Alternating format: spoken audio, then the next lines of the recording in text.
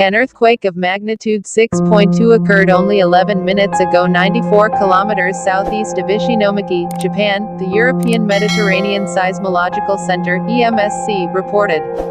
The quake hit at a moderately shallow depth of 32 kilometers beneath the epicenter near Ishinomaki Shi, Miyagi-ken, Japan, around noon on Thursday, April 4, 2024, at 12:16 p.m. local time.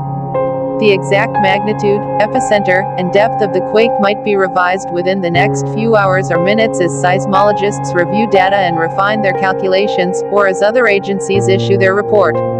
Our monitoring service identified a second report from the German Research Center for Geosciences (GFC), which listed the quake at magnitude 6.1.